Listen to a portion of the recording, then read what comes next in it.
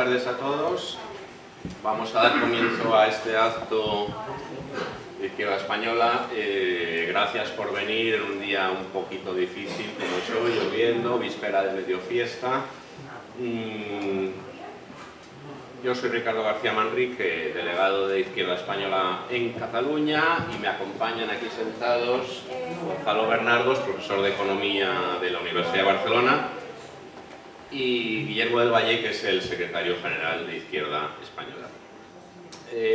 ¿Cuál es el sentido de este acto? Bueno, pues el más obvio, el más inmediato es hablar de un tema que para nosotros, y yo creo que para todos, es importante, como es el tema de cómo se han de financiar las comunidades autónomas, sabiendo que en España hay distintos sistemas y que algunos de ellos pues no son, a juicio de algunos, no todo lo igualitarios, no todo lo solidarios, no todo lo justos que deberían ser.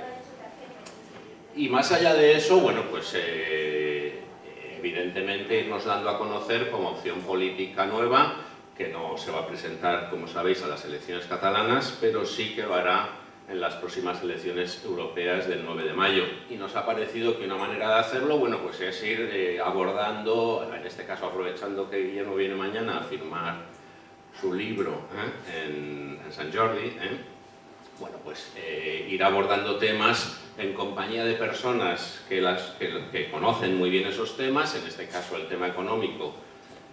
Lo conoce muy bien mi compañero de universidad y ya amigos desde hace tiempo, ¿no? Gonzalo Bernardos. Y yo creo que es un formato, bueno, pues que puede ser ameno y que espero que podamos pasar un rato entretenido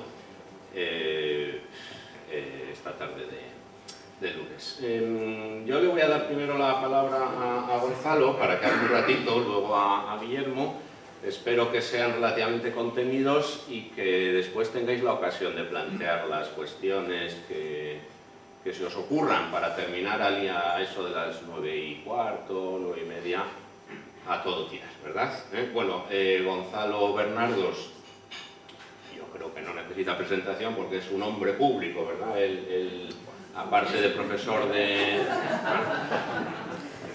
se puede decir así, aparte de profesor titular de Economía de la Universidad de Barcelona, desde hace mucho tiempo, pues él tiene un perfil, digamos, público, en el sentido de que participa activamente en medios de comunicación importantes, tanto radiofónicos como televisivos, y haciendo una labor que yo creo que es necesaria y relevante.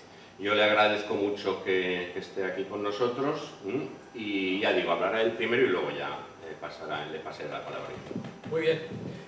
Yo como estoy acostumbrado a dar las clases de pie y que nunca me siento, pues hoy también voy a seguir con la dinámica de estar de pie.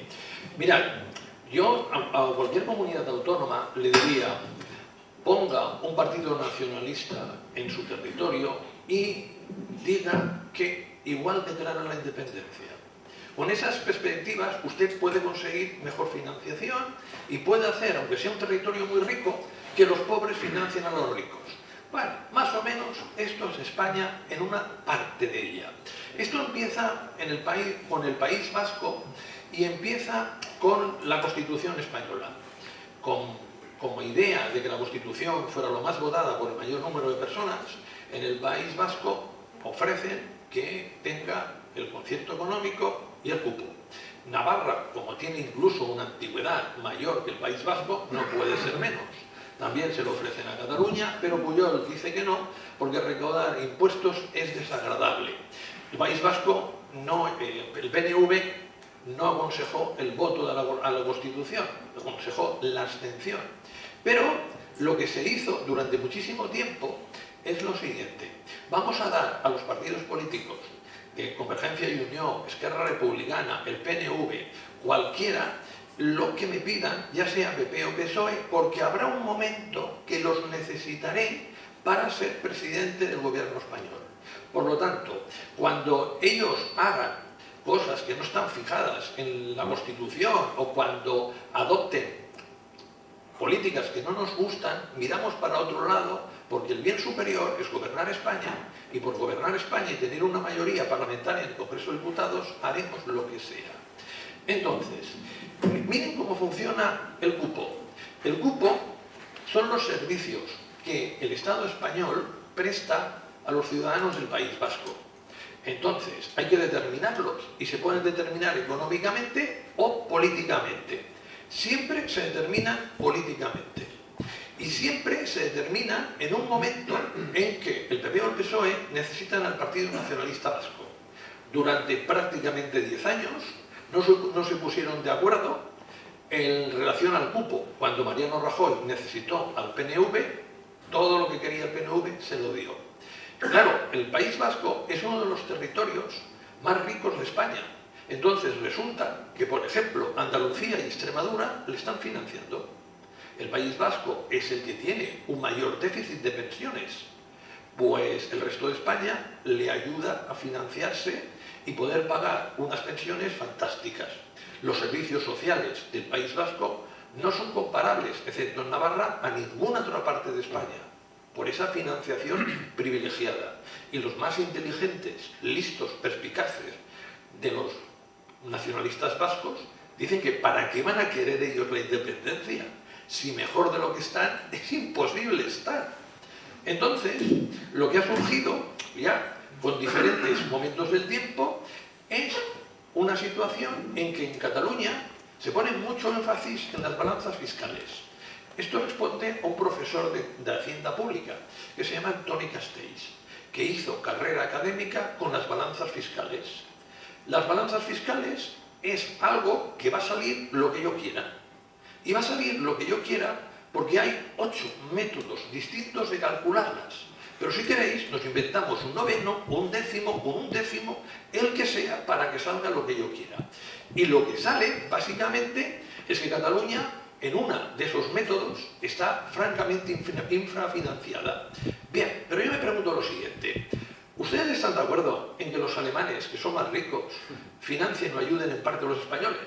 Sí, claro. ¿Están de acuerdo que los del barrio de Sarriá Sant Gervasi ayuden a los de Nou Barris? Y dirán, sí, claro. Y los de Barcelona, que ayuden a los de Lleida, Tarragona y Girona, por supuesto. ¿Y los de Cataluña, los extremeños? No. Ah, ¿por qué? Incógnita. Incógnita.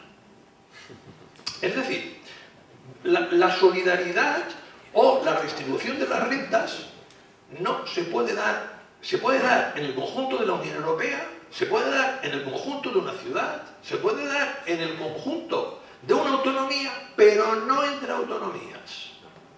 Entonces, esto es paradójico, muy paradójico. Claro, entonces hay que construir un relato.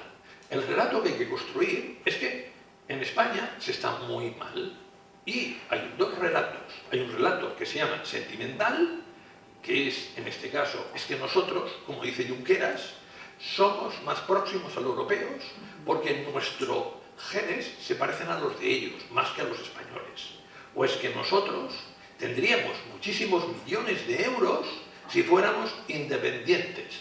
Esto es lo mismo, exactamente lo mismo, que el Brexit. Que el gran argumento económico del Brexit fue que el Servicio Nacional de Salud volverá a ser lo que fue, porque en lugar de pagarle el dinero a la Comisión Europea, lo invertiremos en servicios sanitarios. Además, ustedes cogerán y tendrán mayores salarios porque no tendrán la competencia de la inmigración. Y fíjense cómo está en el Reino Unido. Entonces, cojan ustedes a Cataluña. Todo el mundo se fija en el déficit fiscal. ¿Existe? Sí. Yo soy uno de los que aporta que es el déficit fiscal. Déficit fiscal que no es otro que el que tiene a uno rico respecto a uno pobre. Miren, cojamos en España. Hay prácticamente en una encuesta de Sigma 2 el 75% de los españoles que dicen que pagan excesivos impuestos. Estos españoles, la inmensa mayoría de ellos, no tienen ni idea, 1, de lo que ellos pagan, 2, de lo que ellos reciben. La inmensa mayoría de los españoles recibe de la administración mucho más de lo que paga. No obstante, aquí ha habido 2 visiones contrapuestas de la economía. 1, los partidos de la derecha, que siempre te dicen que pagas mucho y que van a reducir los impuestos, pero nunca te dicen que van a reducir también las prestaciones. ¿Adivinan ustedes cuál es la comunidad autónoma que invierte menos en sanidad pública? Exacto, Madrid, pero la segunda es Cataluña. ¿Quién es la comunidad autónoma que invierte menos en educación pública? Exacto, otra vez Madrid. ¿Quién es la comunidad autónoma en que hay mayor desigualdad en la distribución de la renta? Lo han vuelto a adivinar, otra vez Madrid. Lo que es un poco paradójico es que en Cataluña se invierta bastante menos en educación y en sanidad, siendo la comunidad autónoma que tiene la mayor presión fiscal. Pero, claro, desde esa perspectiva, la derecha ha jugado muy bien sus bazas y siempre te dice que estás pagando demasiados impuestos y que si ellos gobiernan te los bajarán. Ahora bien, ¿por qué no te cuentan el privilegio tremendo que es tener una sanidad pública que te pase lo que te pase, se cuidará de cuidarte? ¿Por qué no te cuentan que hay un ascensor social que se llama educación pública que funciona no todos los días ni a todas las horas, pero algunas veces sí, y permite haber una cierta igualdad o menor desigualdad de oportunidades? ¿Por qué no te cuentan que la seguridad que tenemos en este país es fantástica y maravillosa y eso sobre todo lo aprecian los latinoamericanos? Toda una serie de cosas del estado del bienestar que no te las han contado.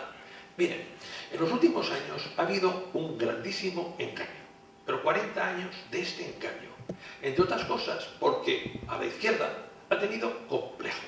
La socialdemocracia se ha sentido que no era capaz de generar riqueza y ha pasado de ser socialdemocracia a socialliberalismo y en algunos casos a neoliberalismo.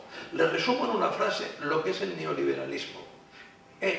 Vamos a empobrecer a la clase media, a los pobres prácticamente hacerlos mendigos para dar el dinero a unos cuantos pocos. Eso es el neoliberalismo y eso es lo que ha sucedido. Si ustedes cogen en los países desarrollados en los últimos 40 años, van a ver cómo la clase media va adelgazándose, adelgazándose, adelgazándose y adelgazándose. Y fíjense, el modelo es muy sencillo. El modelo es el siguiente. El modelo es que la inflación tiene que ser muy pequeña. ¿Saben ustedes por qué la inflación tiene que ser muy pequeña? Para que el tipo de interés sea muy pequeño, para que yo pueda especular con el dinero de otros y me forre en los mercados financieros, en la vivienda, en el Bitcoin, en lo que ustedes quieran. El centro de la economía se va de lo que es la industria, los servicios, a la especulación. Y todo tiene que ver con las finanzas. Entonces, el que tenga el poder en las finanzas va a ser aquel que le va a ir mucho mejor. Entonces, nos encontramos que hay una burbuja inmobiliaria global entre el 2001 y el 2007, hay una burbuja financiera de la nueva economía en el año 2000, hay en la actualidad probablemente una burbuja del Bitcoin y de la inteligencia artificial, y vamos de burbuja en burbuja. Esto no es aleatorio, es absolutamente intencionado y es un reparto grandísimo de la renta, diferente al habitual. ¿Se acuerdan que la inflación tenía que ser muy baja para que el tipo de interés sea muy bajo? ¿Cómo vamos a hacer que la inflación sea muy baja? Muy sencillo, vamos a pagarles menos a los trabajadores. ¿Cómo? Anulando a los sindicatos. ¿Cómo? A través de nuevas medidas que permitan el trabajo cada vez más temporal, cada vez por horas y cada vez que tú des más a cambio de menos. Fíjense lo que significa con un ejemplo del corredor de Henares. En el corredor de Henares, en 2004, 5, 6, una persona podía cobrar, sin tener ninguna titulación académica, 2.300 euros, simplemente teniendo un oficio.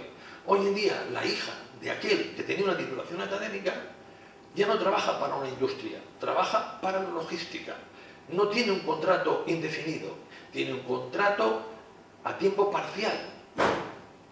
Ahora sería incluso fijo discontinuo y lo que cobra son 1.300 euros. Y han pasado 18 años de aquello. Esto es lo que se ha conseguido. Entonces, miren, aquí hay que buscar diversas igualdades en España. La primera igualdad es la de oportunidades, no existe. Si ustedes creen que para ser directivo hay que ser muy listo y muy inteligente, se han equivocado. Tienen que nacer en unas determinadas familias. En segundo lugar, intentar de que cada vez más aquellas personas, independientemente de donde nazcan, puedan tener acceso a casi las mismas oportunidades. Es difícil, pero hay que lograrlo. Y, en tercer lugar, lo que hemos de observar también es que en los territorios los tratemos de forma adecuada. ¿Qué es tratarlos de forma adecuada? Tratarlos de forma adecuada es que el capital público vaya principalmente a Extremadura, a Andalucía, a Asturias, a Castilla y León, a Castilla-La Mancha, y que prácticamente por Madrid y Barcelona no pase, porque ya lo puede financiar el capital privado. Aquí, por ejemplo, en Cataluña se ha criticado durante muchísimos años de que, fíjate, las autopistas en Andalucía, en Extremadura, en el norte del país son gratis, estoy hablando en este caso de Galicia, mientras que aquí en Cataluña son pagando. Hay que recordar que las autopistas pagando aquí fueron porque se hicieron antes y fueron porque era rentable hacerlas, y el propietario de esas autopistas era la Caixa. Hay que recordar que las autopistas de Extremadura, Andalucía, Galicia se hicieron con el dinero de los fondos europeos, porque Europa no permitió que esas fueran a las autonomías más desarrolladas, y que tenemos un compromiso con la igualdad de oportunidades, y que lo que no puede ser, como está sucediendo en los últimos años,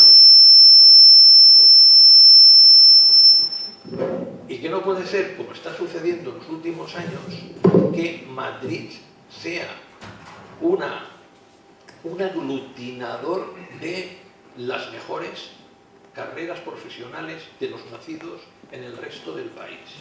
No tiene ningún sentido que el país, principalmente todo o casi todo, pase por Madrid. Fíjense ustedes en lo que sucede con la red de infraestructuras. Desde Madrid vas a poder ir a prácticamente cualquier lado. En cambio, ni hay ni se le espera corredor mediterráneo, ni se le espera que Barcelona pueda comunicar con Bilbao, ni se le espera que Málaga pueda comunicar con Alicante. Entonces, estamos ante una situación de extrema desigualdad. Pero sobre todo y principalmente, lo más importante es que España es un tren sin maquinista. No es que haya alguien en un control que controle la dirección, la velocidad y la seguridad del tren. No, es un tren que funciona solo y que será una gran casualidad que vaya al mejor sitio posible. Por tanto, hay que poner en marcha en la política nuevos temas. Y los nuevos temas que hay que poner en marcha, básicamente, son los temas de toda la vida de la izquierda: la solidaridad, la igualdad de oportunidades, el hecho de que nazcas donde nazcas, tu futuro debe ser más o menos igual. El hecho de que vivas donde vivas, has de poder vivir los mismos años. En el Reino Unido hay lugares en que la diferencia entre un barrio y otro puede llegar hasta 15 años en años de vida. Todo esto se ha perdido absolutamente, porque lo que hay en la actualidad en España es la economía del egoísmo. Unos nacionalismos que lo que buscan ya puede ser la independencia, o lo que buscan es coger y tener una situación de privilegio, hacen argumentos económicos falaces que el objetivo que tienen es justificar lo maltratados que son. Aquí en Cataluña tenemos un serio problema. Tenemos una burguesía absolutamente decadente. Ustedes no se lo pueden llegar a imaginar. Yo, que por motivos de lo que hago en la Fundación Bosch Gimpera, que hago consultoría, trato con ellos, es espectacular. Lo que te dicen un día es diferente de lo que te dicen mañana, de lo que te dicen pasado. Y una buena parte de ellos, de forma que les sorprenderá, no trabajan, viven de rentas del mercado inmobiliario y son incapaces de hacer negocio en Madrid. Lo que ha pasado en Cataluña Si no tenemos en cuenta esa burguesía extremadamente decadente, que ya no aspira a conquistar España, sino que lo que aspira es que nadie le conquiste el trocito de queso que le queda, no hubiera sido posible el procés. Entonces,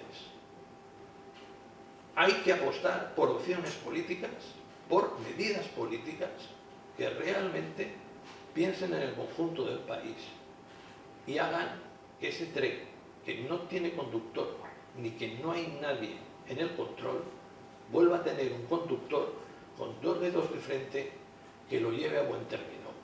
Lo tenemos todo, porque, para acabar, piensen ustedes que el gobierno actual, el principal problema que tiene es que no sabe dónde gastar el dinero. Tiene 163.000 millones de euros que me parece que desgraciadamente una parte de ellos acabará siendo el plan E. Yo cuando voy a la Pineda de Vilaseca, al lado de Salou, y veo que hay un gimnasio urbano financiado por los fondos Next Generation, los pocos pelos que tengo se me ponen de punta. No puede ser que volvamos a perder las oportunidades que ya hemos perdido, porque llevamos 16 años desde el estallido de la burbuja inmobiliaria que macroeconómicamente el país se ha recuperado, pero la inmensa mayoría de las familias no han salido del hoyo. Y eso es lo más importante, no la macro, sino la micro, y sobre todo el bienestar de la gente. Y este no es ni mucho menos el que era. Gracias.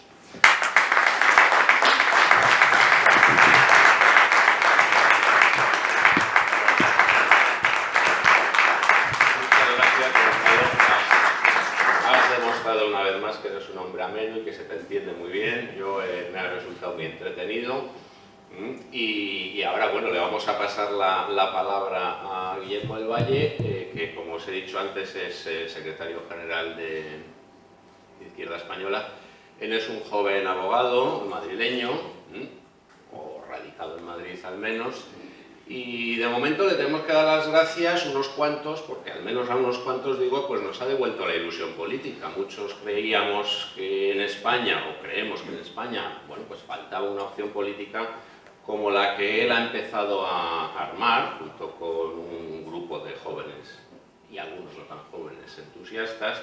Yo creo que ya solo por eso, pues muchos le estamos agradecidos. Y lo que espero es que podamos agradecerle muchas cosas más en el futuro. De momento lo que queremos saber de este aspirante a maquinista, ¿no? De ese tren que no lo tienes, bueno, pues cuando lleguemos al gobierno, ¿cómo vamos a organizar el tema este de la financiación para evitar todos esos males que Gonzalo, con tan buen criterio detallado? Cuéntanoslo. Bueno, muchísimas gracias a todos por venir en este día tan inclemente meteorológicamente. Hemos traído la lluvia hoy a Barcelona. Lo de la juventud no te lo voy a desmentir, porque ya es como una institución casi mitológica que se dice que cada vez que pasa el tiempo cada vez soy más joven, con lo cual es como Benjamin Button. Espero que la campaña me deje aún más joven, aunque lo dudo. Los indicios no son halagüeños. Muchísimas gracias a todos por venir. Para mí es un honor pues, compartir mesa y charla con Ricardo, indudablemente, y con Gonzalo Bernardo, pues qué decir, ¿no? Es un gusto, algo estamos haciendo bien para que un hombre público que tan relevante y con tanto conocimiento económico pues haya tenido bien pues, participar en este acto de Izquierda Española, y te agradezco mucho. Y también a todos los compañeros que habéis hecho posible este acto, ¿no? Que estéis trabajando con tanto compromiso y con tanta intensidad por estas ideas y por este proyecto político que creemos que es necesario precisamente por cuestiones políticas como aquella que nos ha traído hoy aquí, ¿no? Para hablar de la financiación autonómica, para hablar de la hacienda pública y para hablar sobre todo de principios, ¿no? Y del principio de igualdad. Y yo quiero empezar por ahí, por lo importante, ¿no? ¿Qué nos ha pasado a la izquierda para olvidarnos completamente, olvidarse a la izquierda oficial del principio de igualdad que debería ser constitutivo y absolutamente vertebrador de lo que es toda ideología transformadora, toda propuesta política transformadora que busque la emancipación, que busque la libertad de todas las personas, ¿no? El principio de igualdad. Me viene a la cabeza cuando hablo de estos temas una frase del expresidente de la Generalitat, Montilla, ¿no? que vino a decir, creo que literalmente, que el problema de Cataluña se solucionaba si el dinero de los catalanes se quedaba en Cataluña, se quedara en Cataluña, ¿no? Literalmente. Creo que es una frase entrecomillada. Y yo os propondría un ejercicio, ¿no? Un ejercicio de traslación y que ensayásemos juntos esa frase con otros gentilicios, ¿no? El problema de la identidad de Marbella, ¿no? Pues pagar excesivos impuestos, ¿no? Esto de que a los ricos les meten la mano en el bolsillo, se solucionaría si el dinero de los multimillonarios de Marbella se quedara en sus bolsillos. O, como por ejemplo se intentó en los años 80, 90 en La Moraleja, un barrio ultra rico de Alcobendas, un proceso de secesión, porque algunos sentían efectivamente un gran agravio porque pagaban demasiados impuestos y también sentían que el problema de La Moraleja se solucionaría si el dinero de los ciudadanos españoles residenciados, afincados en La Moraleja, se quedase allí, porque sentían que no tenía ningún sentido pues que ese dinero saliera para las arcas públicas de Alcobendas, donde hay unas diferencias efectivamente entre barrios dentro del mismo municipio pues enormes, ¿no?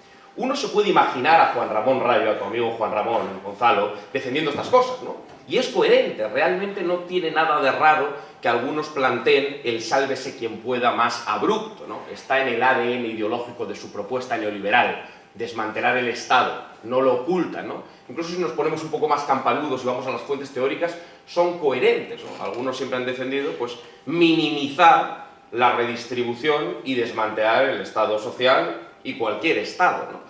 Y para eso, pues la competencia fiscal entre regiones, entre autonomías, es algo que les suele parecer muy seductor, ¿no? Esta es la famosa frase de otro amigo tuyo, Gonzalo, de Daniel Lacalle, de que el cupo vasco, el concierto económico, no se refería solo al cálculo del cupo, sino al sistema del concierto económico, que cada región se quede de sus impuestos, los recaude, o que cada familia o que cada individuo, pues no era el problema de la financiación autonómica. Él decía Lacalle que era la solución, que eso había que maximizarlo a todas las regiones, sin explicarnos, claro, que eso es inviable y que no solo suma más de 100, sino supondría la implosión de la hacienda común. A lo que voy es que es coherente que Rayo, que Lacalle, que toda la escuela austriaca pues defiendan la proliferación, por ejemplo, de paraísos fiscales en toda la Unión Europea. Pero ¿cómo no va a ser coherente? Ese es su modelo social y económico. Nunca lo han ocultado. Ellos aspiran a una tributación al modo de Luxemburgo, al modo de Malta, de Irlanda, en fin, de paraísos fiscales. Efectivamente, bueno, paraísos fiscales, ahora han modificado el nombre, ¿no? Jurisdicciones no cooperativas, en fin, paraísos fiscales, ¿no? Que no haya una unión fiscal y presupuestaria y que pueda haber constantes deslocalizaciones al modo de la de Ferrovial, y esto es lógico, está en el ADN, vuelvo a decir, del neoliberalismo. Es la oposición a cualquier política redistributiva. Es lo que ocurre hoy en España con el impuesto de sucesiones, es lo que ocurre con el impuesto de patrimonio. Así se han ido cargando el impuesto de sucesiones y el impuesto de patrimonio. Es lo que ocurre incluso con el IRPF. Recuerdo un texto muy rescatable de Tomás Piketty en el síndrome catalán, en aquel tocho de Capital e Ideología, en el que reflexionaba sobre si era verdad el relato oficial de que el procés catalán tenía que ver con esa idea de que España es un país hipercentralista, como nos cuenta todos los días, pues Sumar, Podemos, Más Madrid, hipercentralista, carpetobetónico, nacionalista español, y decía, hombre, pues yo analizando la cuestión fiscal y tributaria, decía Piketty, llegó a la conclusión de que España no solo no es eso, sino que España es uno de los países más descentralizados del mundo, y además mal descentralizado, asimétricamente descentralizado, de facto con un modelo confederal, ¿no?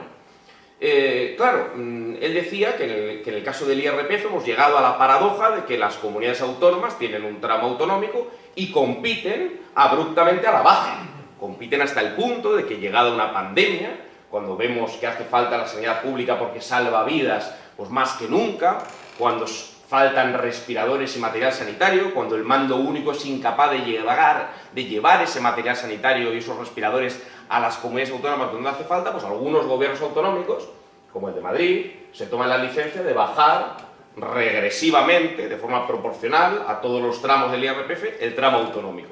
¿Por qué hacen eso? Porque tienen competencias para hacerlo. Y esta es una de las razones por las que surge la izquierda española, para contar esto, algo tan elemental, para decir que el Mediterráneo sigue siendo el Mediterráneo y que el agua moja. Efectivamente, cuando la descentralización del sistema tributario es total, efectivamente, la inercia es la competencia fiscal a la baja en perjuicio de la redistribución, en perjuicio de una política fiscal efectivamente redistributiva. Pero ya digo, y coincido con esa reflexión de Piketty, que en la calle, en Rayo o en Isabel Díaz Ayuso, a nadie le debería extrañar que se defienda estos planteamientos. Creo que incluso es de agradecer la coherencia ideológica en la persistencia de desmantelar lo público y sistemáticamente impugnarlo y buscar esa descentralización competitiva como una autopista que nos lleva a reducir el papel del Estado. Ya ha reducido el papel del Estado en materia productiva, en materia de regulación, pues se trata de reducirlo también aún más en materia redistributiva. Lo paradójico, lo verdaderamente paradójico, el verdadero hecho diferencial español, lo verdaderamente lunático, es que la izquierda oficial, en su conjunto, se haya sumado con armas y bagajes a ese discurso reaccionario en nombre de la identidad, de la diversidad, de la diferencia, olvidándose de la igualdad y la redistribución. Lo absolutamente inaceptable, lo bochornoso, si me permitís el adjetivo, es que algunos hoy estén defendiendo un cupo para La Moraleja o para Marbella aplicado a Cataluña y revestido de un discurso identitario y plurinacional de que España es así y España es una suma de tribus. Oiga, mire, España es un Estado, como cualquier Estado democrático, plural de materia cultural. Bien, eso no tiene nada de raro. Aquí estamos hablando de derechos, estamos hablando de deberes, estamos hablando de cómo financiamos los servicios públicos, estamos hablando de igualdad de oportunidades o de falta de igualdad de oportunidades. Estamos hablando de la política social que necesitamos y que no tenemos. Estamos hablando de justicia social. Por lo menos yo como socialista intento hablar de eso. Izquierda Española como partido inequívocamente de izquierdas intenta hablar de eso. Y no podemos aceptar que algunos se presenten dentro de unas escasas semanas en las elecciones catalanas planteándonos que es progresista la ordinalidad. Voy a ser claro, como está haciendo el candidato del Partido Socialista de Cataluña, ella. La ordinalidad es suscribir las tesis de Rayo. Y esto es lo que hay que contarle al votante socialista. Para acto seguido decirle que hay esperanza y que no se resigne y que pronto va a haber una papeleta que desmonte eso, porque yo no quiero la ordinalidad neoliberal ni la ordinalidad, hablamos de la ordinalidad, recubierta de un discurso identitario de la diversidad. La ordinalidad es que los más ricos mantengan una posición preferente en el gasto, es decir, no es una limitación, como nos han contado algunos, a la solidaridad, es la negación de la solidaridad. Leía, de hecho, antes de venir a la charla, un artículo de Rotellar, en el Libre Mercado, un convencido neoliberal, diciendo que la ordinalidad era una limitación muy necesaria a la solidaridad. Claro, esto lo dicen los neoliberales, porque no creen en el principio de solidaridad, porque están en contra de la redistribución, porque claro que les convence la ordinalidad, es decir, lo de Montilla, que el dinero de las regiones ricas se quede en las regiones ricas. Por supuesto que hay gente pobre en Cataluña, pero es que un Estado, si lo defendemos mínimamente, es porque es una unidad de justicia y de redistribución. No lo defendemos porque un Estado sea el lugar donde se aposentan las banderas, los himnos y las emociones identitarias, que están muy bien o no tan bien. Están muy bien para aquellos que les emocionen. A otros nos importa la nación política y el Estado social porque es la unidad de justicia, porque es la principal unidad democrática, porque es la unidad social, porque es el espacio público en el que nadie, Javier, debería ser más que nadie, ¿no? Como dice esa bonita canción, que algo tiene que ver y va a tener que ver con Izquierda Española, ¿no? Que nadie sea más que nadie. Esa es la idea por la que nacemos nosotros. No para competir una identidad con otra, sino para que nadie sea más que nadie, o por lo menos para abreviar las enormes, abreviar las enormes desigualdades sociales y económicas que hoy hay, ¿no? Y la ordinalidad es inaceptable, y es inaceptable principalmente para las gentes de izquierdas. Para un neoliberal no es inaceptable. El problema del Partido Socialista de Cataluña es que algunos pensaríamos que el socialismo democrático, o el PSOE, no debería estar para servir los intereses del neoliberalismo, para servir a los intereses de los más poderosos, para servir a los intereses del sálvese quien pueda, o para servir a los intereses del nacionalismo, que es lo que hacen una vez más. La ordinalidad es la negación de la redistribución, el federalismo asimétrico es la negación de la igualdad, el confederalismo es la negación del Estado social, y es la grieta por la que se cuela la degradación del Estado social y la privatización de los servicios públicos. Y hay que decirlo claro, y sin complejos. Y no queremos un gobierno PP-Vox, que es el gran argumento que utilizan porque no tienen otro. Porque a nada de esto nos pueden contestar. Les llevamos ya años, desde el Jacobino, pidiendo que tengamos un debate honesto sobre esto. No queremos un gobierno PP-Vox. Por varias razones que apunto brevemente, porque Vox es un partido ultrarreaccionario. de ultraderecha, porque es un partido nacionalista identitario también. Nosotros creemos que no se combaten nacionalismos identitarios con más nacionalismos identitarios, ¿no? Porque es un partido patriotero, porque defiende una patria vacía, porque lo quiere privatizar todo, ¿no? Desmantelar todo. La escasa, liberalizar el suelo abruptamente, desmantelar el sistema público de pensiones, externalizar la sanidad, en fin, vaya patriotas más extraños. Y el PP, en fin, ¿qué vamos a hablar del Partido Popular, no? Que unos días no sabe lo que hacer con Vox, otros días tiene la tentación de reeditar un Majestic 2.0, que es uno de los hitos principales de desmantelamiento, como bien sabéis, de vaciamiento del Estado competencialmente, y los terceros días a lo que se dedica es a hablarnos de la igualdad, pero en términos pues incompatibles con la igualdad, ¿no? Porque la ciudadanía es algo más que un papel. La ciudadanía tiene que ver con los derechos sociales y con las condiciones materiales garantizadas, porque si no hay condiciones materiales garantizadas, ¿qué libertad y qué democracia hay, ¿no? Y a mí me cuesta creerme al PP cuando habla de igualdad y practica, por ejemplo, en Madrid ese ayusismo, ese sálvese quien pueda, ese casi darwinismo social de desmantelamiento del estado de bienestar y, por tanto, de ese concepto de ciudadanía que, si no está anudada en condiciones materiales garantizadas, pues lo que tenemos es pues, cientos de miles de trabajadores uberizados, pobres, paupérrimos, con condiciones de miseria. Es decir, claro que no queremos un gobierno de la derecha, pero de ninguna derecha. Y lo que no estamos dispuestos es a pasar por el aro del mal menor, porque es el mal mayor, no es el mal menor. Es elegir entre males, es elegir entre lo malo y lo peor.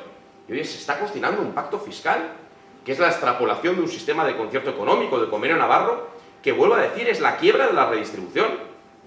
Y es el fin del Estado. Y es triturar el principio de igualdad. Y es hacer inviable unos servicios públicos maltrechos después de varias crisis, de políticas dogmáticas de austeridad, de recortes sociales que se han cebado sobre los más pobres. Y no contentos con maltratar los derechos sociales de los más débiles por el flanco neoliberal, ahora nuestra izquierda oficial nos dice que hay que seguir maltratándolos en nombre de la identidad y de la diversidad. No.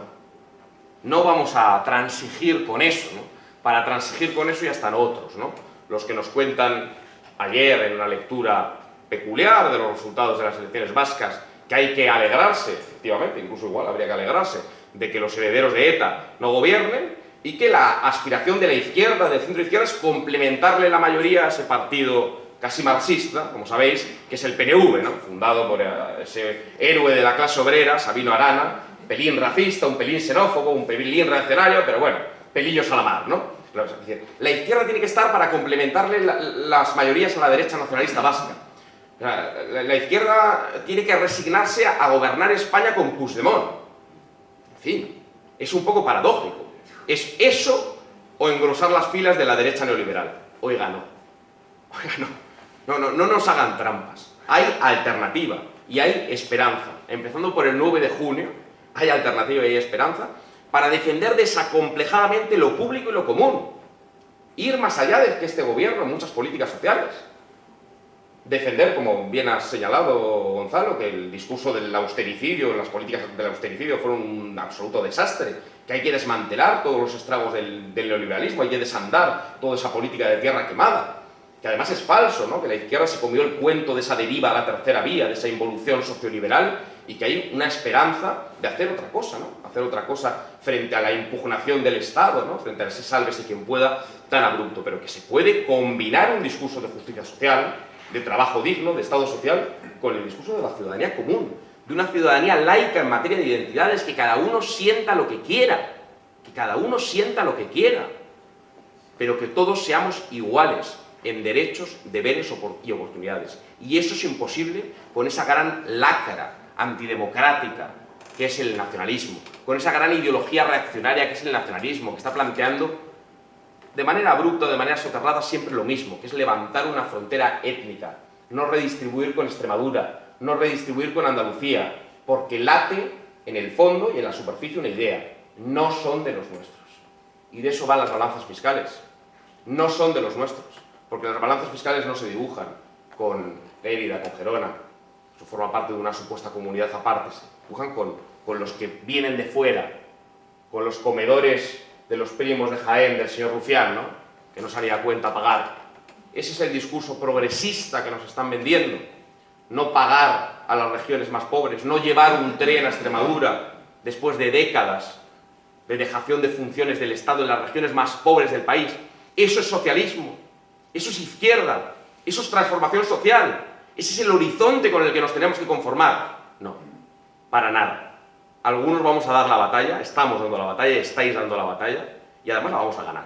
Más tarde o temprano la vamos a ganar. La batalla de la igualdad, la batalla de la dignidad de los derechos de los trabajadores, la batalla de la defensa de un proyecto igualitario de punta a punta, de norte a sur, de este a oeste, en la comunidad política España, sin emociones patrioteras ni identitarias estériles, mirando fuera, construyendo espacios políticos y democráticos más allá, y defendiendo, al contrario de lo que nos ha contado la señora Yolanda Díaz, que si uno defiende una unión fiscal en Europa y critica la deslocalización de Ferrovial y dice que la política fiscal de Países Bajos es intolerable, si tiene una mínima dignidad y coherencia intelectual y moral, tiene que decir lo mismo en el País Vasco, en Madrid, Ayuso, en el País Vasco, en Cataluña, en Navarra y en cualquier sitio. Y tiene que mantener el mismo discurso.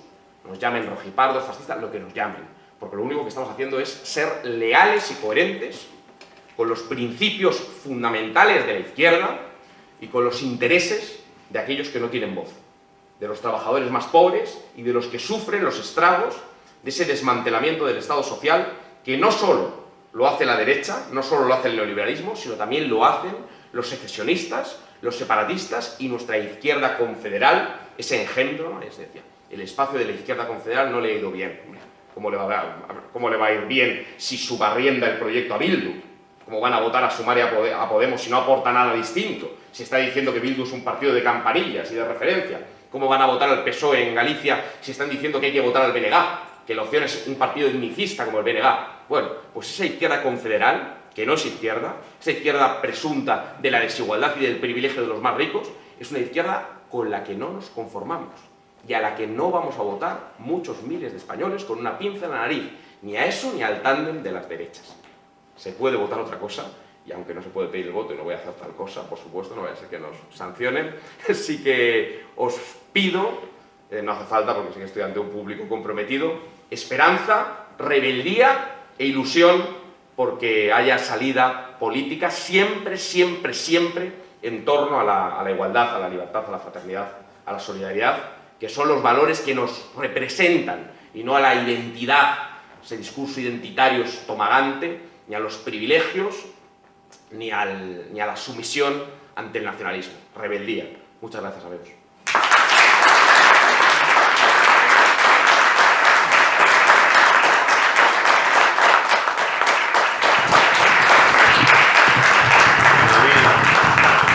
A mí me gusta cómo habla Gonzalo y me gusta también mucho cómo habla Guillermo, y hacía tiempo que tenía ganas de oír un discurso de izquierdas en España como el que hilvana Guillermo. Bueno, ahora es la hora del público.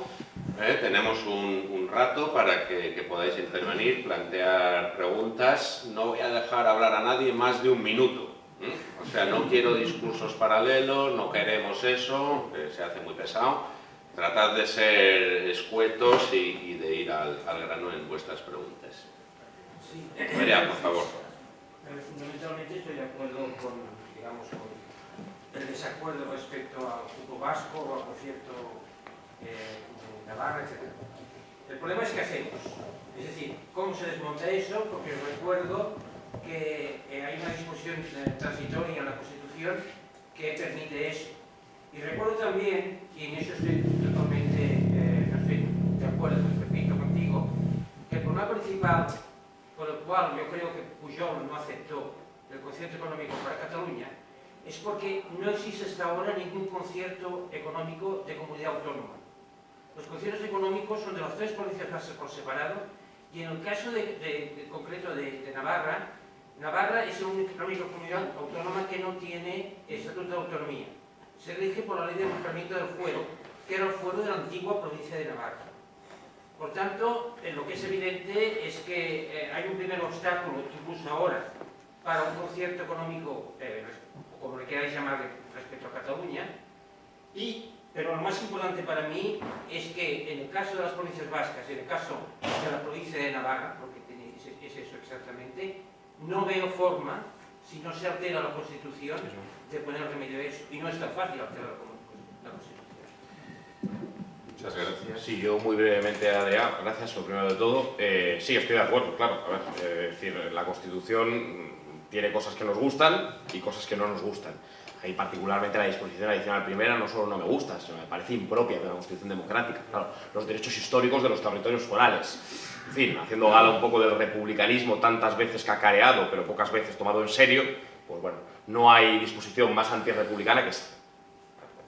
Y el título octavo tendríamos que darle también una vuelta, sobre todo a mí siempre me viene a la cabeza el 150.2 de la Constitución y la posibilidad, una vez hecha el catálogo de competencias exclusivas del Estado central, de a través de las leyes de delegación y transferencia, pues ir vaciándolas, ¿no? Y hemos llegado pues, a situaciones tan paradójicas y tan extravagantes, e incluso en comparación con estados federales, como que la educación, la sanidad, se han utilizado como peaje de intercambio en las negociaciones con partidos cuyo objetivo primordial es desmontar el Estado.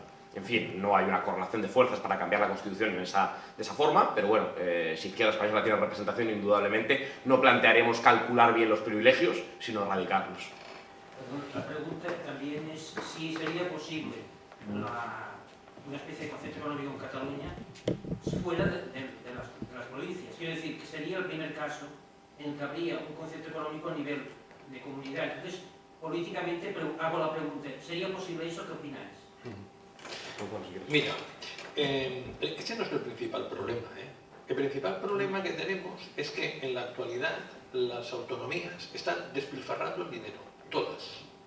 Y están despilfarrando el dinero porque todo el mundo está intentando conseguir el control social para perpetuarse. A través de esto, entre destinar el dinero a sanidad o destinar el dinero a 2 o 3 asociaciones que me pueden mover negativamente los ciudadanos contra mí, se los destino a ella y se los hago callar. Aquí, por ejemplo, uno de los grandes lamentos de Xavier Trias es que yo que he financiado a Ada Colau y mira, se presenta y me sustituye. Entonces, por partes. Mira, la primera, yo soy favorable a impuestos finalistas. Entendiendo como impuestos finalistas de, por ejemplo, rebajar el IRPF y poner un impuesto sobre la Navidad, sobre la sanidad, la educación, impuestos sobre la seguridad, incorporando ahí policía y justicia. Y ese dinero que vaya directo a estos ámbitos, no que se quede en el marco de las comunidades autónomas, porque ya digo, estamos despilfarrando muchísimo dinero. En segundo lugar, con el País Vasco y Cataluña, yo lo que quiero es que se gaste mucho dinero.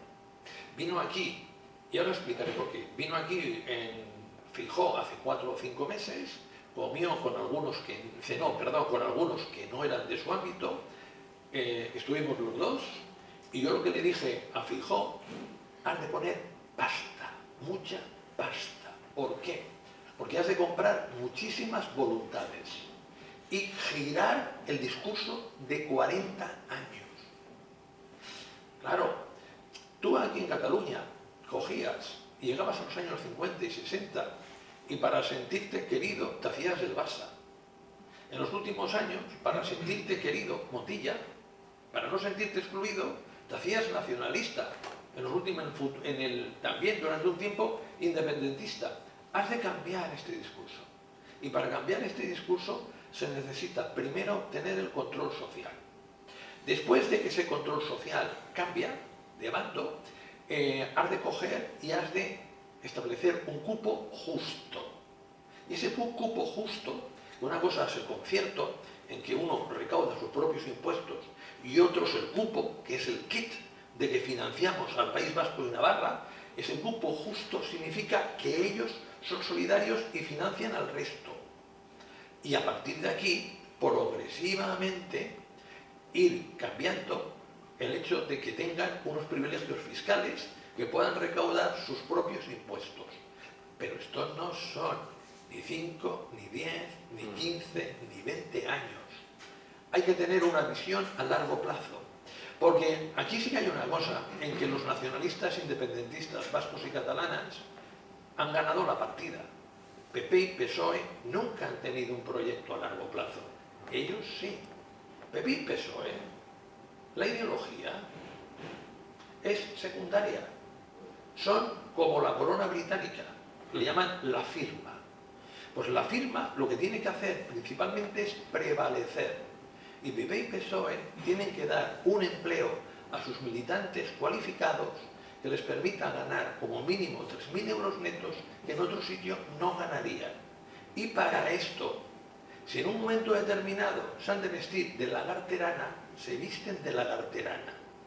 Entonces, el tema es que aquí Guillermo está hablando de ideologías. No hay ideologías en España. Esto ha caído prácticamente al cubo de la basura. Fijaros en los antiguamente comunistas. Cae el muro de Berlín, uno se va y se acuesta comunista y se levanta ecologista. Toma castaña. Así como así. ¿Por qué son nacionalistas catalanes, vascos y de lo que sea la izquierda? Principalmente porque lo que no pueden ser es algo similar a lo que sea fuera Franco. Han de ser todo lo contrario. Por lo tanto, 40 años después, pronto 50, el fantasma de Franco aún está en España. Y ese fantasma de Franco, la izquierda oficial no se la ha sacado de encima. Por eso no se puede ser español, por eso sí que se puede ser nacionalista vasco, nacionalista gallego, nacionalista, si queréis, de Soria, pero jamás nacionalista español. A mí ya me encanta que no sean nacionalistas españoles, porque yo estoy en contra, totalmente en contra de Vox y de cualquier nacionalismo, pero choca que aún 50 años después tengamos estos complejos. Guillermo ha hablado de Montilla. ¿Qué queréis que os diga?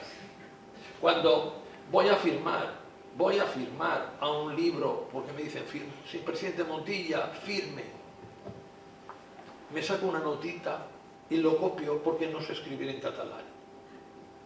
Yo no sé si vosotros sois comprensivos, yo sí. ¿Qué iba a hacer? Intentaba ser un presidente como los demás. Y muy confundido, lo que hizo es ser tan o más nacionalista de los que había. A mucha gente que votaba socialista les sorprendió muchísimo porque creían que habría un cambio y no lo hubo.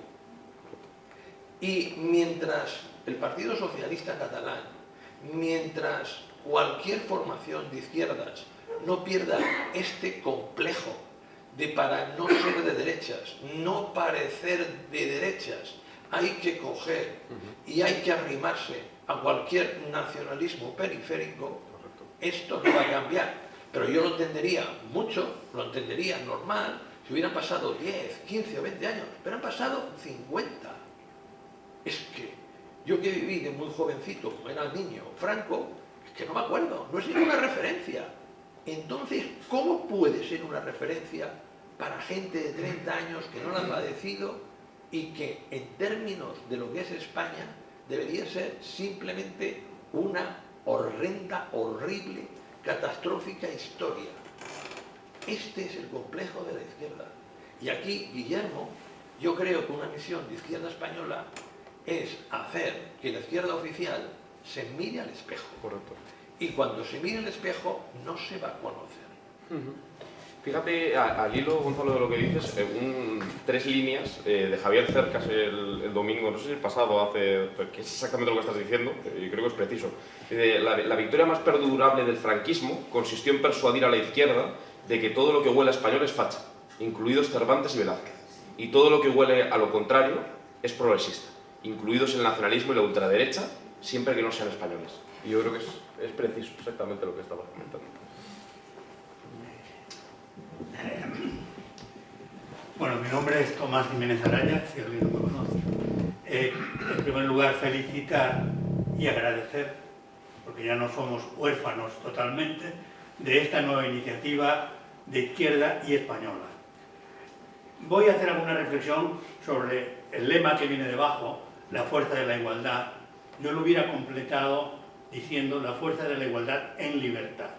Yo creo que eso es uno de los grandes déficits de la izquierda histórica, de no haber sabido comunicar bien qué significa esto de la igualdad y la libertad, dos componentes absolutamente inseparables. Si cogemos, por ejemplo, la referencia que tú has hecho al final de la trilogía de la Revolución Francesa, le añadiríamos ya no fraternidad solo, sino solidaridad. O sea, las tres cosas: igualdad, libertad y solidaridad. No habrá menos desigualdad si no hay más libertad. Y la condición sine qua non para avanzar en la libertad es reducir la desigualdad. Todo eso necesita explicarse, comunicarse de manera absolutamente taxativa y asertiva. Yo creo que eso es uno de los grandes déficits del relato de la izquierda. Y por lo tanto, esta nueva izquierda española debería centrarse en esa trilogía y en esa especie de dilema histórico, que no es un dilema, entre igualdad y libertad. Ese ha sido uno de los grandes fracasos del debate histórico en el siglo XX y de los grandes naufragios que ha habido también en regímenes de izquierda. El olvidar que eso no es una cuestión sucesiva, primero la igualdad y después la libertad y ya veremos. Hay muchos referentes. No, eso es simultáneo e integral y al mismo tiempo. Y si no se explica bien, entonces, bueno, viene la usurpación de ese tipo de cosas por la derecha. El gran mensaje novedoso de la derecha española ahora es hablar de una sociedad de libres e iguales. Bueno, ese libres e iguales viene de la tradición de la izquierda, viene de la Revolución Francesa. Ciudadanos libres e iguales. Yo creo que eso es una insistencia que debería ponerse como frontispicio de esta izquierda española, porque eso ha sido el gran déficit. Y por lo tanto hay que llenar ese déficit. Y sería eso una gran novedad. Estoy muy de acuerdo, Tomás. Sí, me vino a la cabeza el libro de precisamente El viejo topo, que está por aquí Miguel, publicado por nuestro representante, nuestro delegado Ricardo García Manrique, La libertad de todos, ¿no? Yo creo que hemos regalado un poco también la idea de libertad a una derecha que maneja un concepto de libertad también muy discutible. Una libertad que no es la libertad de todos, no es la libertad de un porcentaje ínfimo de la sociedad, una libertad de un sálvese quien puede individualista, casi minarquista, en fin, de gente que celebra la victoria de Milei, que están en eso, ¿no? En celebrar la victoria de Milei, en hacer chascarrillos de barra de bar, que a veces no llegan, sobre el anarcocapitalismo y sobre el Estado que nos asfixia, en fin, o defender conceptos curiosos de meritocracia, que estaría muy bien si nos tomáramos en serio la meritocracia, defendiéramos, por ejemplo, un impuesto de sucesiones para empezar, ¿no? Porque quien defiende el linaje de tener y que la herencia es lo más justo que hay, pues hombre, la igualdad de oportunidades, desde luego, no se la está tomando muy en serio. Entonces sí, la izquierda también se ha olvidado de la libertad, y es un desastre, ¿no? La izquierda oficial se ha olvidado de la igualdad, la ha sustituido por la identidad, se ha olvidado de la libertad de todos, la ha sustituido por una serie de políticas identitarias y de debates culturales completamente estériles, y está en el eclipse de la fraternidad, está en contra de la solidaridad interterritorial, pues claramente. Yo te quiero hacer una precisión. La precisión es que el mundo ha cambiado. Y lo que no podemos es sonar antiguos. Aquellos que intentamos cambiar este país, si lo que le ofrecemos es una canción antigua a la población, no nos la comprará. Yo, lo primero que tiene que ser para mí una izquierda que quiera surgir, tiene que ser una izquierda pop, moderna, entendiendo como pop o moderna cómo se comportan actualmente aquellos que realmente consiguen un gran número de adeptos. Mirad, la extrema derecha, que es Milei, él tiene un lenguaje moderno, tiene un lenguaje que cala en una determinada parte de la población, que a la vez otros, con la izquierda de toda la vida, la que reparte subvenciones hasta el perro que pasa por la esquina, que son los peronistas, le ha ganado simplemente por ser moderna, aunque no ofrece ninguna solución, solo ofrece lo que ofrece el neoliberalismo. A los que seáis pobres os voy a empobrecer mucho más, a la clase media va a pagar muchos más impuestos, y a los ricos voy a hacer que no paguen porque son tan listos que se merecen que no sean pagados. Entonces, a mí realmente lo que me preocupa es que los códigos de cómo funcionan los partidos, de cómo funciona la sociedad y cómo se decanta uno hacia uno u otro lado han cambiado notablemente. Voy a poner un ejemplo. Imaginaros que estamos en los años 60. Acordaros, sale el movimiento hippie. ¿El movimiento hippie hace alguna reivindicación económica? Ninguna. ¿Sabéis por qué? Porque es que funciona esto de maravilla. En Estados Unidos hay un programa que se llama de la Gran Sociedad, que aspira a tener 0 pobres. Es el programa ideado por Kennedy, que lo pone Johnson en práctica.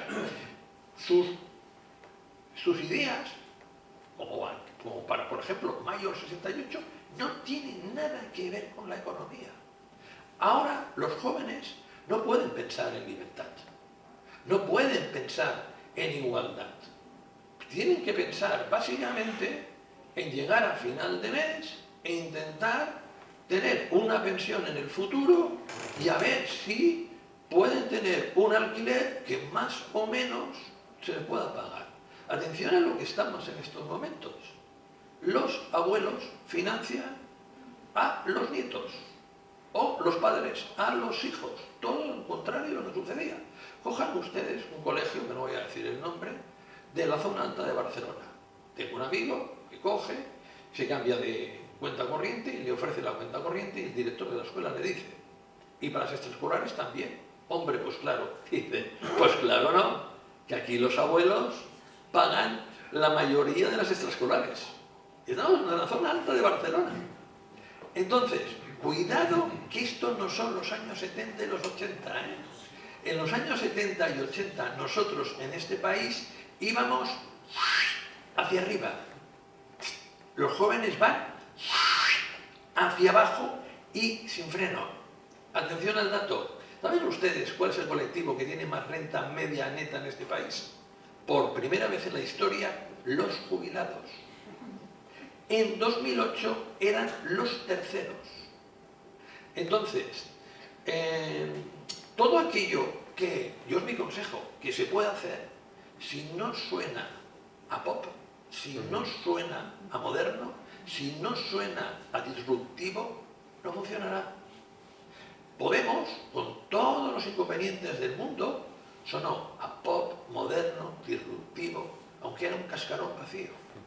Y aquí lo importante es adecuarnos a los nuevos tiempos. Son tiempos en que las reflexiones profundas nos las dejamos para casa, en que realmente los mensajes han de ser de 30 a 45 segundos y hay que epatar, epatar y epatar.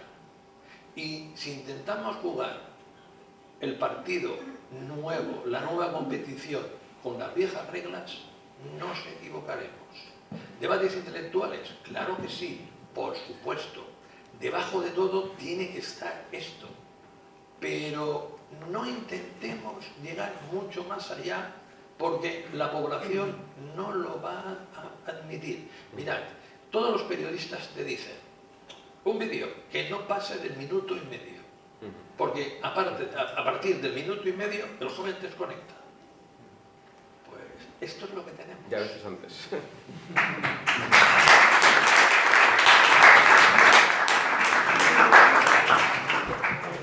Hola. Bueno, voy a ser muy breve. En primer lugar, agradeceros abrir un poco la ventana de dejar entrar el aire fresco, ¿no? en política.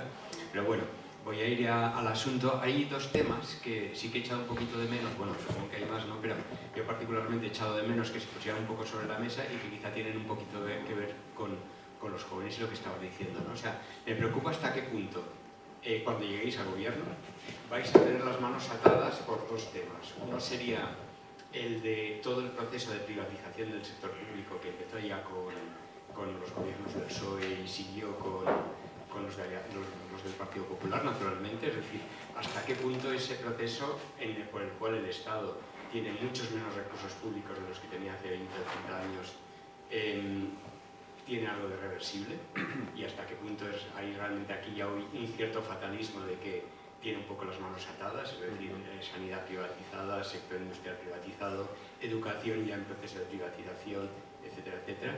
Y luego el tema de la deuda pública, porque a mí me ha dado la sensación que el aumento de la deuda que hemos experimentado desde 2008, casi desde la izquierda, como se ha saludado como un signo de política progresista por sí misma, ¿no? Y yo no puedo evitar la sensación, claro, y yo le digo a mis hijos, oye, la universidad os la paga el Estado, pero en realidad os la estáis pagando vosotros, porque todo esto es a crédito, ¿no? Es como un inmenso crédito. Incluso los famosos fondos europeos no se explica bien, y corregidme si me equivoco, que una buena parte de ellos... La derecha ha triunfado contigo. ¿Perdón? La derecha ha triunfado contigo totalmente. Si me tranquiliza estaré encantadísimo. Muchas gracias. Bueno, yo no sé si te voy a tranquilizar. Vamos a ver, varias cosas. Estoy de acuerdo con Gonzalo en que hay que comunicar de forma pop, pero que seamos más duraderos que Podemos, porque la verdad, yo creo que se puede comunicar de forma epatante, pero que haya contenido de detrás, que no sea todo una gran estafa y un vacío ideológico brutal, ¿no?, del populismo. Llegar al gobierno, bueno, todavía quedan unos pocos años, pocos, pero algunos. Sí, ha habido un desmantelamiento de lo público, indudablemente. Yo creo que hay que ser valientes también para impugnar el neoliberalismo como gran fracaso, y si no lo hace la izquierda, lo va a hacer la extrema derecha. Porque aquí en España es uno de los lugares donde todavía esta derecha anarcocapitalista sigue viviendo incluso a espaldas del viraje que ha dado la propia Unión Europea después del desastre, tantas veces explicado por Gonzalo, también explicado, de lo que se llamó la austeridad expansiva y de todo ese cuento, ¿no?, de Alsina y compañía, que fue un auténtico desastre, ¿no?, y que generó una destrucción social en el sur de Europa. Y luego nos hemos enterado, curiosamente, que el cuento de los frugales y de los manirrotos y de la Europa del Norte, pues no era tal, ¿no? Mira cómo está Alemania con la dependencia energética. Entonces yo creo que incluso algunos economistas muy, en fin, ortodoxos, que desde luego no discuten los elementos más sistémicos del capitalismo, pues están hablando de Mazzucato, del Estado emprendedor, de que esto de que el Estado no podía producir, ni regular, ni redistribuir, que el paradigma neoliberal, en fin, que esto es muy discutible, ¿no? Y es curioso que aquí en España todavía sigamos anclados, ¿no?, en mantras totalmente, en fin, no soy economista y Gonzalo lo conoce mucho mejor, ¿no?, pero que sigamos repitiendo, escuchando en las tertulias hablar de la curva de Laffer, de hablar de que bajamos todos los impuestos sin precisar cuáles, sin contar, como has dicho, Bernardo, las consecuencias que tienen esas bajadas de impuestos, de dónde se va a recortar, que aumenta la recaudación, en fin, mantras más bien de pensamiento mágico, y seguimos anclados muchas veces en España en esto, ¿no? Y el tema de la deuda pública, yo creo, no te he escuchado, Gonzalo, pero creo que comparto un poco por dónde ibas, ¿no? Creo que a veces hemos aceptado, es verdad que la izquierda populista y el podemismo ha hecho mucho daño, ¿no? Indudablemente ha hecho mucho daño, pero ha habido un relato muy falaz, ¿no?, de la derecha y de la ortodoxia económica, ¿no? La crisis de 2008 se genera, escuchas en una tertulia televisiva, teóricamente, al parecer, porque había gobiernos que gastaban mucho, los gobiernos del despilfarro. Teníamos una deuda pública muy acotada, una deuda pública sustancialmente inferior a la de Alemania, y la deuda pública no fue la causa de la crisis de 2008.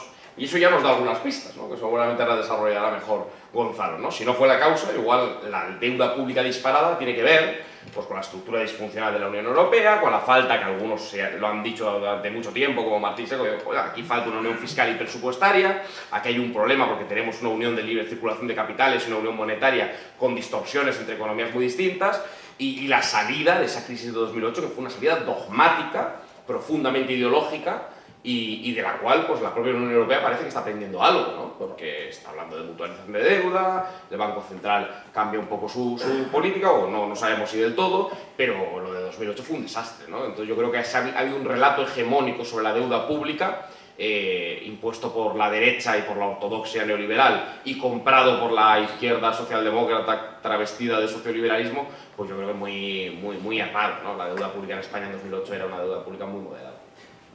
Mira, te voy a hacer muy rápido una pequeña historia de la economía y llevada a la política. El keynesianismo, que es la socialdemocracia, funciona tan bien entre el 45 y el 73. Nunca ha habido un crecimiento de bienestar tan grande en los países desarrollados como aquella época, que los de derechas asumen el estado del bienestar. Entonces, con la crisis del petróleo y malas políticas por parte de los socialdemócratas entran en una sensación de inferioridad. Consideran que sus recetas tradicionales ya no sirven. Por ejemplo, es mítico cómo Pierre Marois en 1981 quiere hacer una política de izquierdas, cuando lo que hace no es una política de izquierdas, es una política horrible. Porque cuando los problemas económicos hay una solución, no dos. Entonces Pierre Marois le mete a la ideología y la fastidia. Entonces, como consecuencia de eso, pues Boyer es ministro de Economía aquí, si no, no lo hubiera sido. Como consecuencia de esto, un Felipe González adopta una posición que inicialmente socialdemócrata, a pasar años después a socioliberal. Y todo lo que es la izquierda tradicional, que no sea la comunista, tiene el sentimiento de que Keynes ha muerto, está metido está enterrado a 10 metros bajo tierra y que nunca más va a resucitar. Por lo tanto, tiene que coger las políticas de la derecha. Dentro de esas políticas de la derecha hay un argumento muy interesante. El sector privado gestiona mejor que el sector público, porque en el sector privado están todos los listos y en el sector público todos los idiotas. Ese sería un argumento. Bien, pues se lo cree todo el mundo. Entonces, a partir de aquí hay que privatizar. Y con esas privatizaciones vamos a mejorar la eficiencia, la productividad y el país va a ir a mucho mejor. Bueno, como pasó en Rusia, que los oligarcas, unos cuantos, se beneficiaron de las privatizaciones, ha pasado en menor medida en España y pasó en muchos lugares del mundo. ¿Qué da lugar a esto? Bueno, da lugar a que las principales empresas del país se pierden el control, pero no es importante, porque como en Europa mandan la industria alemana, porque la industria alemana toma el poder con el Schröder y no lo deja con Merkel. Y la industria alemana lo que te cuenta es lo siguiente: el oeste está acabado, el futuro es el este, Rusia y China, y hemos de hacer políticas que favorezcan nuestras exportaciones a Rusia y a China y políticas que permitan tener materia prima muy barata, el gas. Todo esto nos perjudica notablemente y todo esto es el neoliberalismo. Y de aquel fracaso de los años 70, Europa, Jacques Delors, un socialdemócrata, dice que tiene eurosclerosis y que nos hemos de adaptar cada vez más a Estados Unidos. Esa adaptación la ha llevado la Comisión Europea. Que hagas lo que hagas y votes lo que votes, te receta neoliberalismo. Y luego estamos en manos de unos auténticos ineptos, pero ineptos totales. No son los gobernantes de aquí, son los gobernantes alemanes. Yo siempre digo que el hombre es el animal que cae 2 veces en la misma piedra. El alemán, 1 millón. Tienen la Constitución que solo pueden tener un déficit público del 0,3%. Porque, según Schäuble, el arquitecto de la autoridad, hay que gestionar un país como gestionaba una dama de casa su casa en el siglo XVIII.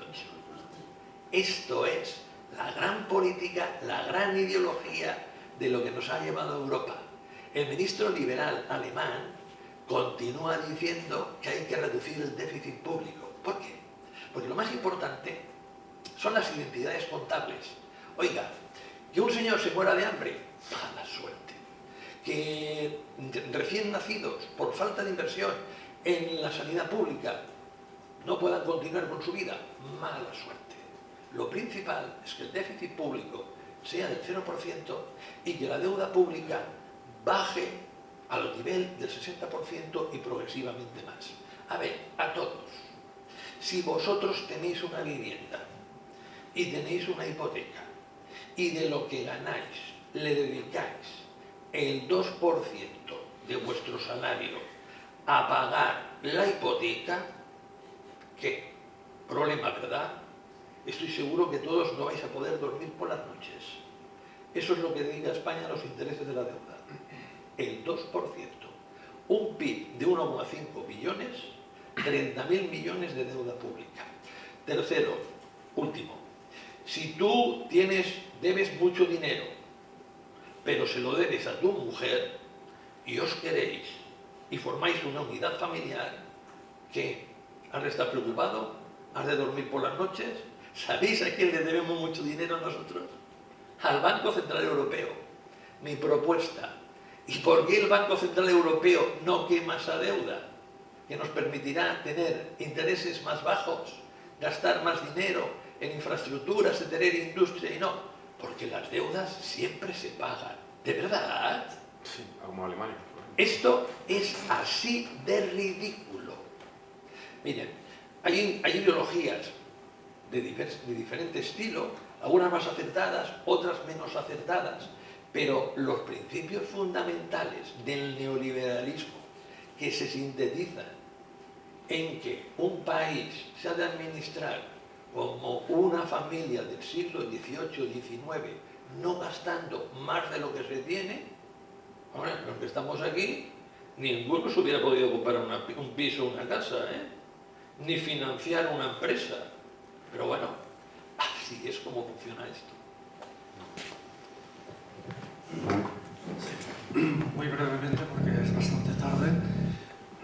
A ver, dentro de 20 días tenemos elecciones en Cataluña y creo que hablo, o me robo la representatividad de muchos miles de catalanes que estamos totalmente despistados, o sea, que hemos votado a izquierda durante muchísimo tiempo y que en este momento no sabemos exactamente qué votar.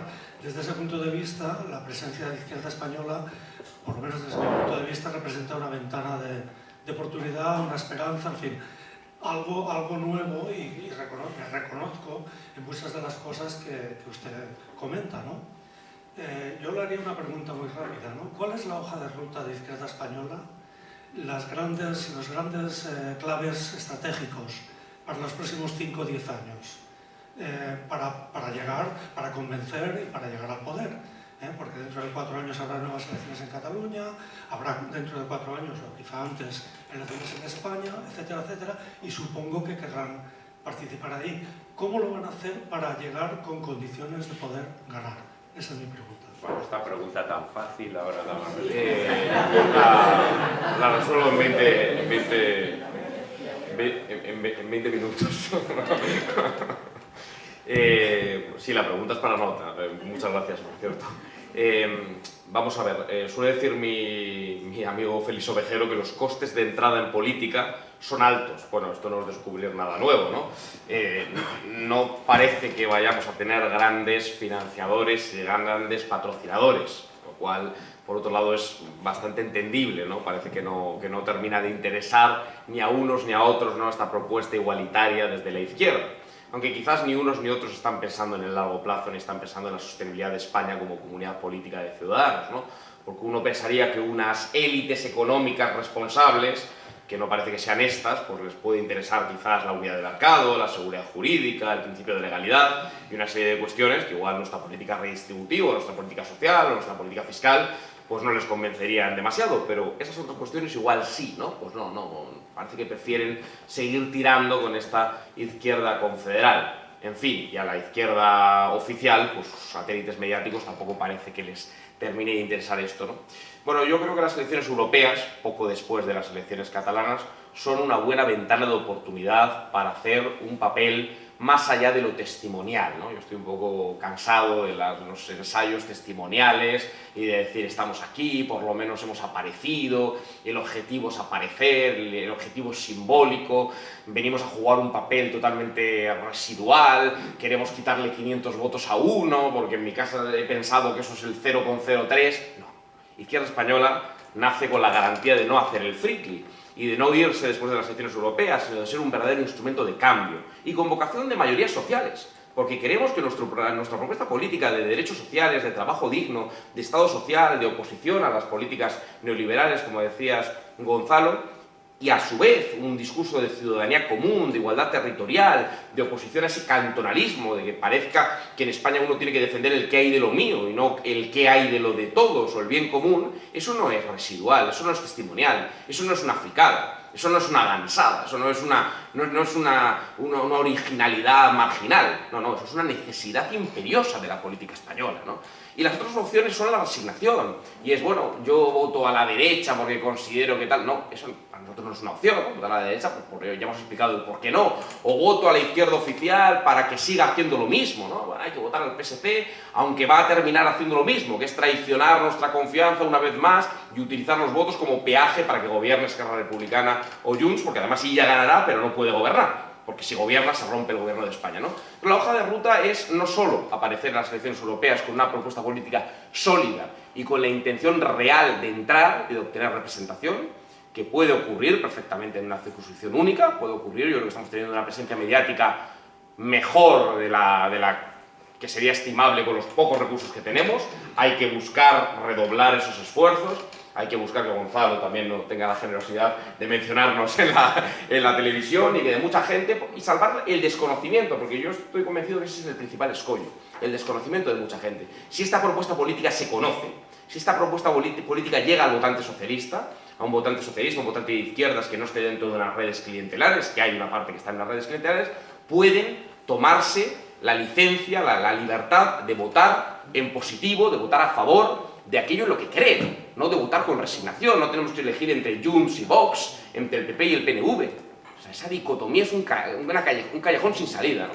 Y a partir de ahí hacer ingentes cantidades de pedagogía política y dar todas las batallas. Y a partir de las elecciones europeas presentarnos en todas las elecciones, buscar la representación institucional y desde las instituciones plantear debates, sabiendo que siempre apegados al principio de realidad que hay que optar por el gradualismo, ¿no? Que no vamos a transformar una España confederal en una España igualitaria y jacobina en 5 días, ¿eh? Vamos a tardar un poco más, pero que una España de libres e iguales y fraternos, que una España que esa España es posible, perfectamente posible, ¿no? Y que además es una España mejor, y es una España más ilusionante, y es una España capaz de afrontar los retos medioambientales de desigualdad, de política internacional, productivos, de redistribución, ¿no?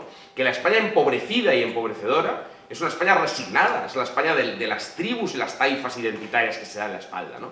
Y esa izquierda yo creo que hace falta. Yo sí que creo que esta es una idea a la que le ha llegado su tiempo, ¿no? Y las elecciones europeas son un primer buen ensayo, ¿no? Y no repetir errores pasados, porque nosotros no venimos a ocupar un espacio transversal, traducción, competirle la hegemonía al Partido Popular por el centro derecha o comprar los mantras liberales, sino con una amplitud de miras dentro de la izquierda claramente antinacionalista, claramente igualitaria, ofrecer una alternativa que hoy no es el PSOE, que hoy no es Sumar, aunque algunos periodistas de Madrid, una en concreto que me viene ahora a la cabeza, esté todo el rato repitiendo de que Sumar fue un partido jacobino, es un partido jacobino, y Podemos también, debemos vivir en galaxias distintas, ¿no? Son partidos de la desigualdad y del confederalismo, y ante eso hay alternativa, ¿no? Yo creo que la hoja de ruta es dar todas las batallas y que a nadie se le olvide votar en junio a lo que corresponde votar, que es a Izquierda Española. Gracias.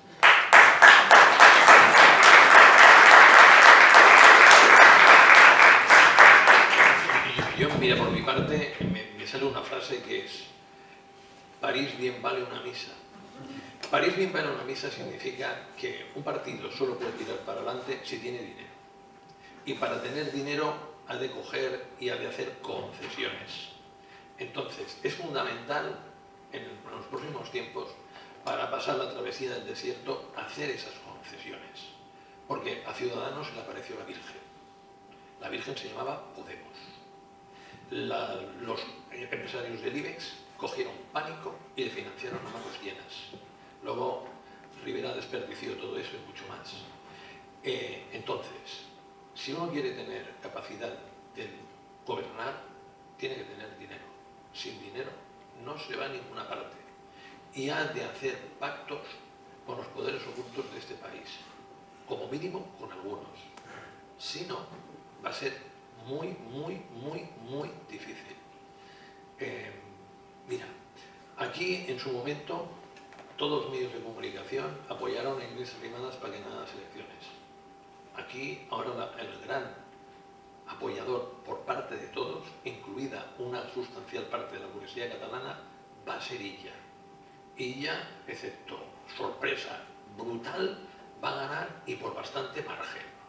La pregunta es: ¿qué va a pasar después? Porque en Cataluña no es quien gana, sino entre los dos, ¿quién sale primero? Puigdemont o Esquerra Republicana. Según quien salga primero, Sánchez continuará o no. Pero, yendo a Izquierda Republicana, la clave en estos momentos es la financiación. No vas a ningún lado si no consigues en los próximos tiempos financiación. Si se consigue algún diputado en estas elecciones europeas puede ser una señal que a alguno le impide financiarla. Pero, o sea, yo estoy de acuerdo, Gonzalo, pero para que te financien, para empezar hay que tener contactos y hay que... Pero hay que ser capaz de presentar un proyecto, ¿no? Un producto, un proyecto mínimamente sólido y articulado, y creo que ese primer escollo está salvado, creo que esto es mínimamente sólido y articulado, o más que mínimamente incluso, yo creo que hay que tener un poco de confianza en nosotros mismos, que es un proyecto sólido y bien fundado, ¿no? Y luego, efectivamente, ¿no? Y apelar a la inteligencia también de las élites, ¿no? A la inteligencia de las élites. Claro, nosotros no...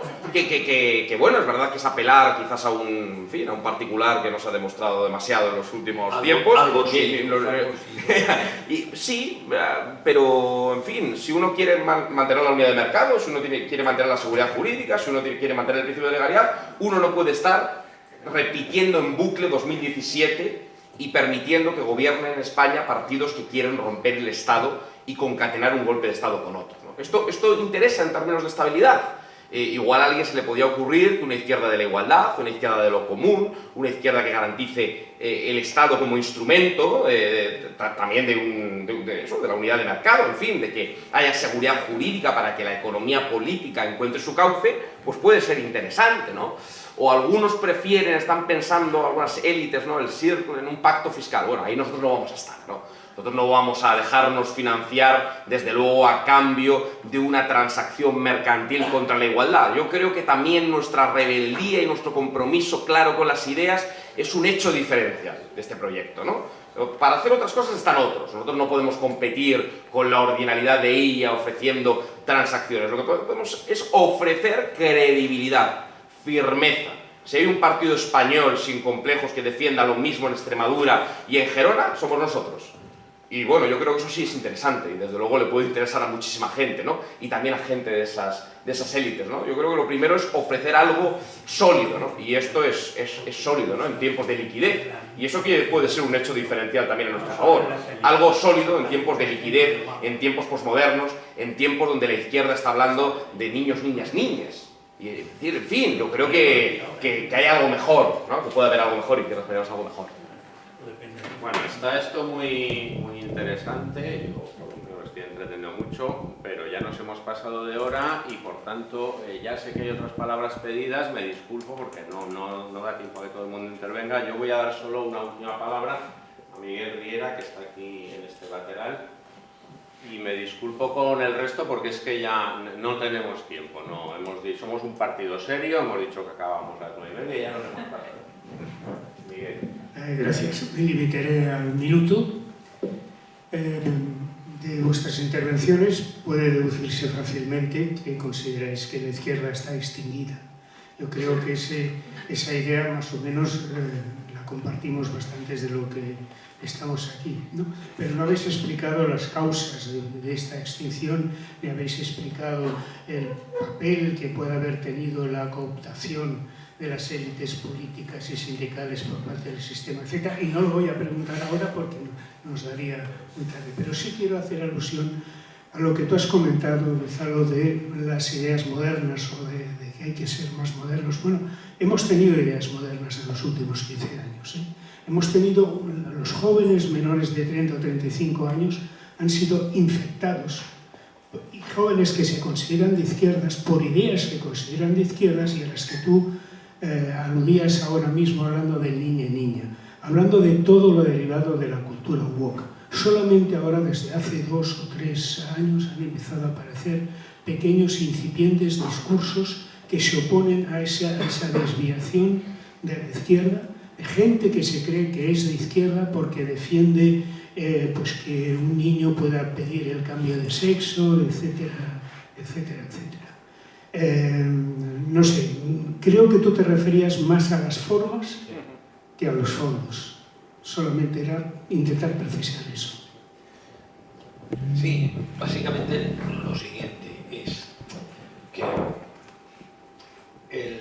cuando tú eres comunista y no puedes decir que eres comunista, te has de inventar cosas, ellos, ellas, y cosas como estas 25. Es binario, que me he perdido, la verdad. Me he perdido con tanta nomenclatura nueva. El tema, básicamente, es que la izquierda ha perdido de un referente. Aquel referente que era la República Democrática Alemana, que después se descubrió que de referente no tenía nada, que era un completo desastre. Entonces, ideológicamente no se ha reinventado, ideológicamente no ha hecho nada. Entonces, lo único que ha hecho es ponerle un magnífico envoltorio y jugar con todas las nuevas normas y formas de comunicación para ser atractiva. Esto lo hicieron muy bien, la cohesión interna muy mal, cuando llegaron al gobierno se demostró que no servían para nada y ahí les vienen todos los problemas.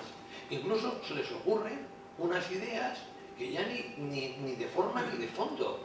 Cuando cumplas 21 años te vamos a dar todos una herencia universal, 20.000 euros. Yolanda Díaz, increíble, increíble, increíble. Pues sí, no les ocurre otra cosa. Entonces, aquí tenemos una ventaja y para mí vamos a ver cómo esa ventaja se pone en marcha o no. La ventaja es que hay un sustrato, hay un tiempo de reflexión, hay novedades en la que es incorporación en el siglo XXI de lo que es la izquierda tradicional. Pero yo, y la has captado muy bien, digo, si eso no tiene un buen envoltorio, no vale. Por ejemplo, yo siempre me gusta mucho el vino de Mateus. Es que es francamente malo, pero el diseño es magnífico y tiene mucho éxito. El diseño se basa simplemente en la botella y el color de la botella. Entonces, aquí, si tú tienes un buen producto y lo ofreces un buen envoltorio, fantástico. Antes, un buen producto en un mal envoltorio vendía. Ahora ya no. Y ahora les da tanta importancia al producto como al envoltorio. Pero Gonzalo, fíjate, yo ahí, el envoltorio, creo que más que el envoltorio, el problema es el altavoz. Lo que hace falta es el altavoz. El envoltorio es bueno. Cuando el envoltorio aparezca en el altavoz, yo creo que, oye, pues estoy de acuerdo con lo que dices, Miguel. Lo más transgresor en este momento es decir que sí hay izquierda. Lo que no es izquierda es este populismo posmoderno identitario, efectivamente, que es lo más funcional que hay a lo sistémico y al sistema económico. Y es lo que le interesa. Yo no creo en teorías de la conspiración de ningún tipo, ¿no? Pero aquellos que mantienen una política económica ortodoxa, neoliberal, de desigualdades sociales y económicas inéditas en un contexto globalizado, necesitan una izquierda neutralizada, una izquierda que no sea izquierda, una izquierda que sea solo envoltorio, e incluso para mí un envoltorio malo, porque el fondo es malo, pero es que la forma es espantosa. La forma es espantosa, porque ese discurso simbólico, ininteligible, identitario, que se cree que la revolución es cambiar una palabra y añadirle una terminología no gramatical, en fin, es una forma que no sé a quién conmueve eso, ¿no? Pero tiene altavoz y ha tenido dinero, porque ha interesado, ¿no? Ese es el tema, ¿no?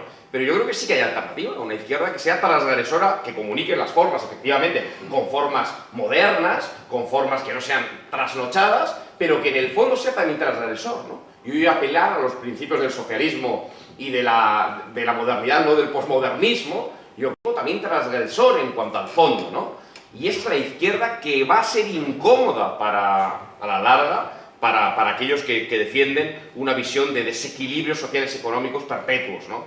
Porque esta izquierda presunta es una izquierda dócil, es una izquierda neutralizada, es una izquierda que se ha olvidado de los ejes materiales, del horizonte de transformación, es una izquierda que hace poquito en cuanto a lo social y económico y que considera que la gran revolución es cambiar lo simbólico, ¿no? Y fracturarlo todo, eso se ve en el nacionalismo, ¿no? Fracturando el Estado, las piezas resultantes de esa implosión del Estado son irrelevantes en el concierto internacional, son irrelevantes para hacer una política mínimamente redistributiva. Y en el identitarismo pasa lo mismo, ¿no? El cuerpo político, la clase trabajadora, que se ha recompuesto, pero bien, y este discurso de clase ha sido totalmente fragmentado, ¿no? En pequeños grupos identitarios que en el fondo remiten a qué diferente es cada individuo uno de otro, ¿no? A una esencia íntima individual, ¿no?